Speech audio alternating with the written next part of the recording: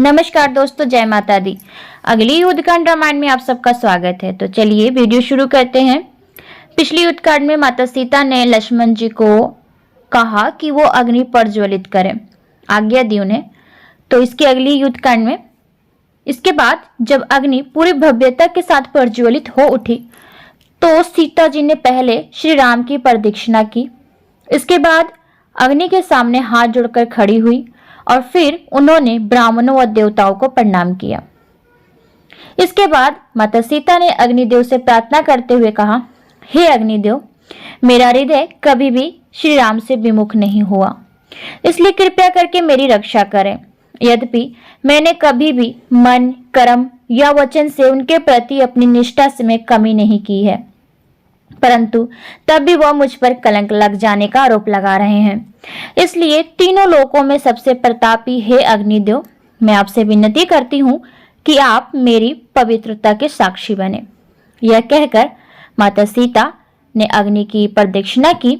इसके बाद आश्चर्य से देखती हुई विशाल भीड़ के सामने ही माता सीता निर्भय होकर अग्नि की लपटों में प्रवेश कर गई।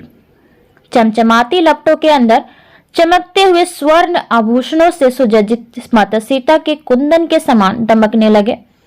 जैसे ही सीता जी ने अग्नि की लपटों में प्रवेश किया, वैसे ही वहां उपस्थित सभी स्त्रियां भय से चीख उठी और वहां पर एकत्रित बानरों व राक्षसों के मुख से गहरी वेदना की चित्कार निकल पड़ी। इन चीखों कराहों के बीच राम अत्यंत गहन चिंतन में लीन दिखाई दिए। उसी समय सभी प्रमुख देवगण शीघ्रता से अपने दिव्य वाहनों पर सवार होकर श्री राम के सम्मुख प्रकट हुए। देवगणों के सामने हाथ जोड़कर खड़े हुए राम से देवताओं की ओर से ब्रह्मा जी और शिव जी ने कहा, हे पूर्ण पुरुषोत्तम भगवान रामचंद्र, हमें यह देखकर अत्यंत कष्ट पहुंचा है कि आप अपनी चिरंतन अर्धांगिनी माता सीता की इस प्रकार अवहेलना कर रहे हैं। आप ही इस सृष्टि की रचयिता हैं और सभी देवों के देव हैं। भला आप अपने देवत्व को क्यों नहीं पहचान पा रहे हैं और किसी सामान्य पुरुष की भांति माता सीता का परित्याग क्यों कर रहे हैं? श्री राम बोले, मैं स्वयं को महाराज दशरथ का पुत्र और एक साधारण मनुष्य मानता हूँ, परंतु हे ब्रह्मा जी, यदि कोई और बात है जिससे आप संभव प्रकट करना चाहते हैं तो आप वह बता सकते हैं। ब्रह्मा जी बोले, प्रिय राम, अब मैं आपकी वास्तविक पहचान उद्घाटित करता हूँ। आप स्वयं भगवान नारायण हैं और इस प्रकार आप विष्णु तत्व के सभी रूपों से अभिन्न हैं।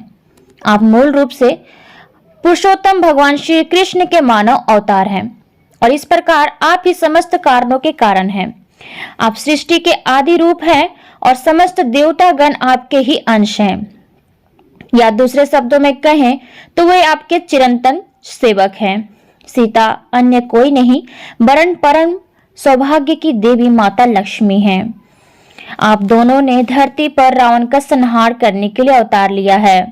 अब यह कार्य संपन्न हो चुका है, इसलिए आप पृथ्वी पर अपनी इच्छा अनुसार जब तक चाहे शासन करने के पश्चात आध्यात्मिक लोक में स्थित अपने भगवत धाम को वापस लौट सकते हैं।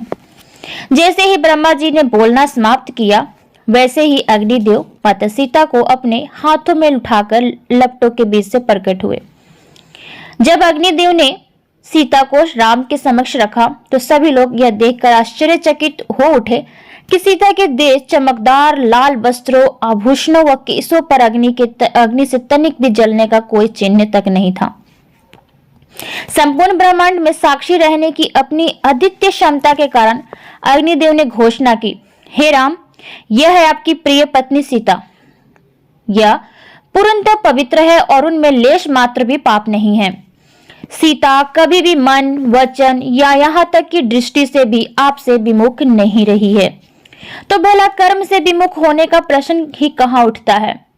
मेरे प्रिय प्रभु राम, आप निसंकोच सीता को स्वीकार करें और अपनी कटु वाणी और कठोर व्यवहार का त्याग कर दें। अग्निदेव की साक्षी सुनकर श्री राम बहुत प्रसन्न हुए। उनके नेत्रों से प्रसन्नता के अश्रु प्रभावित होने लगे और वह बोले, हे अग्निदेव, सीता के लिए इस अग्नि परीक्षा से होकर गुजरना बहुत आवश्यक था, ताकि सर्वसाधारण उनकी सुचिता और पवित्रता के प्रति संतुष्ट हो सके। यदि मैंने सीता को अग्नि में प्रवेश करने से रोक दिया होता तो लोगों ने यह कहकर मेरी आलोचना की होती कि मैंने उनकी पवित्रता की परीक्षा लिए बिना उन्हें स्वीकार कर लिया। मेरे ऐसा नहीं करने पर यह निष्कर्ष निकालते कि मैंने केवल उनका आनंद भोग करने की वासना के प्रभाव में आकर उन्हें वापस स्वीकार कर लिया है। सच तो यह है कि मैं सीता की पवित्रता के बारे में जानता था और यह भी जानता था कि रावण कभी भी उन्हें कलुषित नहीं कर सकता है, क्योंकि वह अपने पतिव्रता धर्म की शक्तियों से पूर्णतः सुरक्षित है। मैंने केवल इस संसार के समक्ष पतिव्रता धर्म की शक्तियों से पूर्णतः सुरक्षित है। मैंने केवल इस संसार के समक्ष सीता की पवित्रता को प्रमाणित करने के लिए उनकी अवहेलना की। सच तो यह है कि सीता मुझसे भिन्न नहीं है, बल्कि वह मेरी आंतरिक शक्ति के अर्थात अर्धांगिनी शक्ति, आदि शक्ति का प्रत्यक्ष रूप है। जिस प्रकार सूर्य की किरणें सूर्य से अलग नहीं हो सकती है, उसी प्रकार मेरे द्वारा सीता का त्याग किए जाने की कोई संभावना नहीं है।